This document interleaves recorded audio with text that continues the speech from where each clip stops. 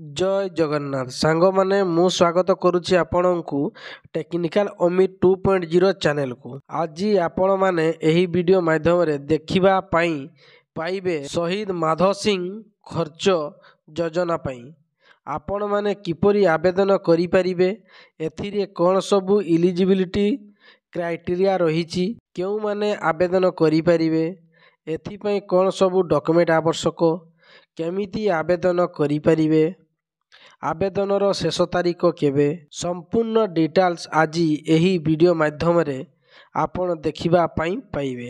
ତେଣୁ ବିନା time waste ନ କରି ଚାଲନ୍ତୁ ଷ୍ଟାର୍ଟ କରିବା ଆଜିର ଏହି ଭିଡ଼ିଓରେ। ଏମିତି ଭିଡ଼ିଓରେ ଆପଡେଟ୍ ପାଇବା ପାଇଁ ସବସ୍କ୍ରାଇବ୍ କରନ୍ତୁ ଟେକ୍ନିକାଲ ଅମିତ 2.0 ଚ୍ୟାନେଲକୁ ଏବଂ ବେଲ୍ ଆଇକନକୁ ଦବାଇ ଅଲ୍ ନୋଟିଫିକେସନକୁ ଅନ୍ କରିଦିଅନ୍ତୁ। ସେଥିପାଇଁ ଆପଣଙ୍କର ମୋବାଇଲ କିମ୍ବା କମ୍ପ୍ୟୁଟର ହେଉ ଯେକୌଣସି ଗୋଟେ ବ୍ରାଉଜରରେ ଯାଇ ସର୍ଚ୍ଚ କରନ୍ତୁ ଓଡ଼ିଶା ଷ୍ଟେଟ୍ ସ୍କଲାରସିପ୍ ଲେଖି।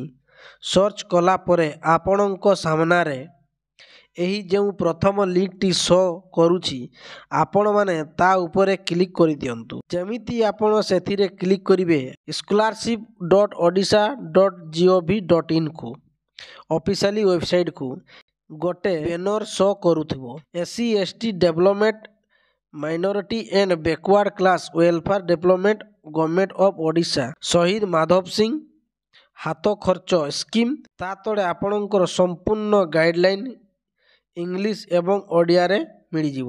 ଏଥିରେ ନବମ ଏଣ୍ଡ ଦଶମ ଶ୍ରେଣୀରେ ନାମ ଲେଖାଇଥିବା ଜନଜାତି ଛାତ୍ରଛାତ୍ରୀଙ୍କୁ ଏକକାଳୀନ 5,000 ଟଙ୍କା ପ୍ରୋତ୍ସାହନ ରାଶି ପ୍ରଦାନ କରାଯିବ। ତେବେ ଏହି ଯୋଜନା କେବଳ ରାଜ୍ୟ ଭିତରେ ସରକାରୀ କିମ୍ବା ସରକାରୀ ଅନୁଦାନ ପ୍ରାପ୍ତି ଉଚ୍ଚ ବିଦ୍ୟାଳୟ ଏବଂ ଉଚ୍ଚ ମାଧ୍ୟମିକ ବିଦ୍ୟାଳୟରେ ଅଧ୍ୟୟନରତ ଅନୁସୂଚିତ ଜନଜାତି ଛାତ୍ରଛାତ୍ରୀମାନଙ୍କ ପାଇଁ ଲାଗୁ ହେବ। ଏହି ପ୍ରୋତ୍ସାହନ ରାଶି ସିଧାସଳଖ ଛାତ୍ରଛାତ୍ରୀଙ୍କ ବ୍ୟାଙ୍କ ଆକାଉଣ୍ଟରେ ପ୍ରଦାନ କରାଯିବ। ତେବେ ଉଚ୍ଚ ଏବଂ ଉଚ୍ଚ ମାଧ୍ୟମିକ ବିଦ୍ୟାଳୟରେ ସମ୍ପୃକ୍ତ ପ୍ରଧାନ ଶିକ୍ଷକ ଏବଂ ଅଧ୍ୟକ୍ଷମାନେ ଯୋଗ୍ୟ ଛାତ୍ରଛାତ୍ରୀମାନଙ୍କୁ ଆବେଦନ ପତ୍ରଗୁଡ଼ିକୁ ଓଡ଼ିଶା ରାଜ୍ୟ ଛାତ୍ରବୃତ୍ତି ପୋର୍ଟାଲ OSSBରେ ସିଧାସଳଖ ସମ୍ପୃକ୍ତ ବିଭାଗକୁ ଅନୁମୋଦନ କରିବେ।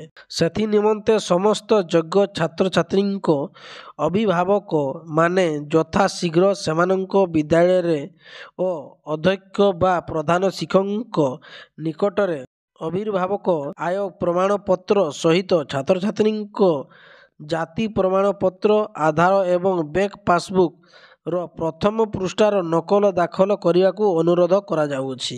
ତେବେ ଶହୀଦ ମାଧବ ସିଂ ହାତ ଖର୍ଚ୍ଚ ଯୋଜନା ଆବେଦନ ଶେଷ ତାରିଖ ହେଉଛି 30 ନଭେମ୍ବର 2024। ଏଠାରେ ବି ଆପଣ ଭ୍ୟୁ ଡିଟେଲ୍ସ ଉପରେ କ୍ଲିକ୍ କରି ଏହାର ଇଲିଜିବିଲିଟି କ୍ରାଇଟେରିଆ ଚେକ୍ କରିପାରିବେ। ଯେମିତିକି ଶହୀଦ ମାଧବ ସିଂ ହାତ ଖର୍ଚ୍ଚ ଯୋଜନା ପାଇଁ ଆବେଦନ କରିପାରିବେ କେବଳ ST କ୍ୟାଟେଗୋରୀ ପିଲା, କ୍ଲାସ ବା ନବମ ଏବଂ +2 ବା ଏକାଦଶ ପିଲା।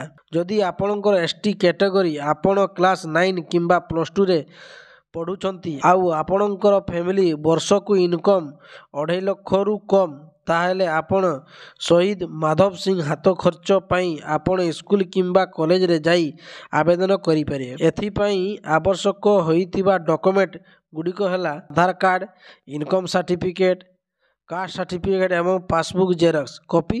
ଏସବୁ ଡକୁମେଣ୍ଟ ନେଇ ଆପଣ ଆବେଦନ କରିବା ପାଇଁ ପଡ଼ିବ। ଯେହେତୁ ଏଥିରେ ପେମେଣ୍ଟଟି ଆପଣଙ୍କର DBT ବା ଡାଇରେକ୍ଟ ବେନିଫିଟ ଟ୍ରାନ୍ସଫର ମାଧ୍ୟମରେ ପ୍ରଦାନ କରାଯାଇଛି, ସେଥିପାଇଁ ଯେଉଁ ବ୍ୟାଙ୍କ ପାସବୁକ୍ ଦେଇଛନ୍ତି ସେହି ବ୍ୟାଙ୍କ ପାସବୁକରେ DBT ଲିଙ୍କ ଥିବା ଜରୁରୀ।